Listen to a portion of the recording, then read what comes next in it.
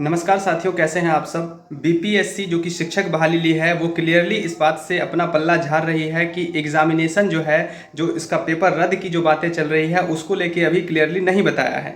और आप ये देखिए कि जो नोटिस जारी किया गया है, आपको मैं नोटिस के माध्यम से भी बता रहा हूँ, वो बताए हैं कि जो परीक्षा पेपर जो लीक हुआ है वो प्रथम पाली जो परीक्षा हुआ है 12 बजे तक खत्म हो चुका था। 2:30 बजे के आसपास में जो है वो पेपर लीक की बातें सामने में आ रही है। तो दूसरे शिफ्ट को लेके कहीं ना कहीं बातें चल रही है, लेकिन पहले शिफ्ट में जो है उसको क्लियरली बता दिया गया है कि एग्जामिनेशन हो चुका था। तब आप ही बताइए कि जो चेयरमैन साहब हैं, जो ये लेटर जारी किया गया है, ये कहीं ना कहीं गलत है कि नहीं उन सभी अभ्यर्थियों के लिए जो अभ्यर्थी एक अच्छे तरीके से एग्जामिनेशन देना चाहते थे, अपना भविष्य बनाना चाहते थे, तो उन लोगों के लिए कहीं ना कहीं तो बुरा हुआ।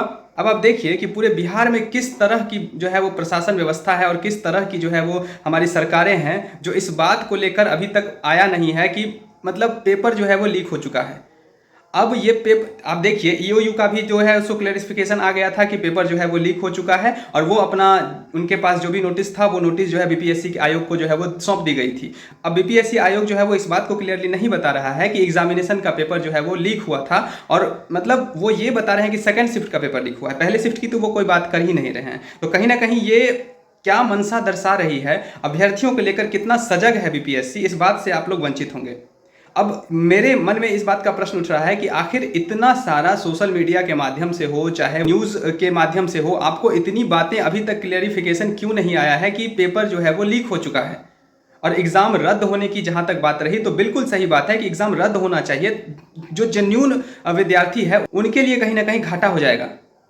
आप क्यों नहीं समझ रहे हैं बात को, और इतना इतना कट ऑफ चला जाएगा कि अभ्यर्थी जो है वो परेशान हो जाएंगे। जो जेन्युइन विद्यार्थी है उसको नहीं मिल पाएगा रिजल्ट। इस बात को लेकर बीपीएससी समझे, बीपीएससी आयोग के जो चेयरमैन है उनसे भी गुजारिश है कि आप इस बात को समझें और सही तरीके से जो है निष्पक्ष एग्जाम दोबारा से कराई जाए। आप देखिए कि अभी जस्ट कुछ दिन पहले ही यूपी में भी एग्जामिनेशन हुआ है, और उसका जो पेपर लीक हुआ उसके बाद जो आपने देखा ही होगा कि मतलब सभी शिक्षक गण जो थे वो अपना धरना किया, और उसके बाद जो है वो फिर से पेपर कराई गई। यहाँ पे क्यों नहीं हो सकता है, जब सीधी सी बात है, मतलब 100 बात की सीधी बात है। इस बात को समझिए कि अगर पेपर लीक हुआ तो पेपर दोबारा होनी चाहिए, चाहे वो किसी भी माध्यम से लीक हुआ हो, चाहे वो 200-300 अभी तक पकड़ाए हैं, क्या पता कितने और होंगे, जरूरी नहीं ना है। अगर लीक हुआ है तो बहुत बड़ी बात है ये, और इस बात को समझना चाहिए। तो सभी जितने भी अभ्यर्थी हैं इस बात को समझें और आयोग से मांग करें कि आप जो है प्लीज़ दोबारा से एग्जामिनेशन लीजिए, ताकि जो भी जेन्युइन विद्यार्थी है उनको कहीं ना कहीं एक सही तरीके से एग्जाम होगा तो उनके लिए कहीं ना कहीं बेनिफिट होगा। और इस चक्कर में क्या होता है कि जो गलत अभ्यर्थी हैं, जो गलत विद्यार्थी हैं, वो लोग जो है वो अपना रिजल्ट ले लेते हैं, और जो सही जेन्युइन विद्यार्थी है वो अपना घर में ही बैठा रह जाता है। अब क्या पता जो पिछले 2 चरण से जो एग्जामिनेशन हुआ है उस पर भी अब संशय आ रही है। तमाम जितने भी हमारे सोशल मीडिया के माध्यम से जो खबरें आ रही है वो क्लियरली बताया जा रहा है कि अब जो प्रश्न उठ रहा है पीपीएससी टीआरई 1 में भी उठ रहा है। टीआरई 1 का तो खैर आपने देखा ही होगा कि कितने सारे कैंडिडेट जो है वो गलत तरीके से एग्जामिनेशन दिए हैं और घुसे हैं, और अब जाके वो सामने में आ रहे हैं। टीआरई 2 में भी इसी तरह से हुआ होगा, और वो भी आपको बाद में जाके दिखाई देगा। तो उसमें जो जेन्युइन विद्यार्थी है उसका तो रिजल्ट रह जाता है।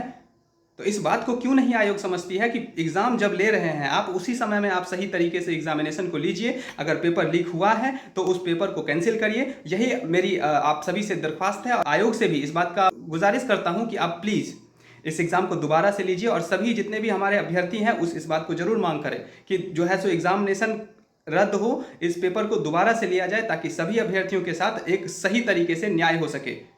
और आप सभी का बहुत बहुत धन्यवाद। इस वीडियो को ज़्यादा से ज़्यादा शेयर करिएगा। जय हिंद।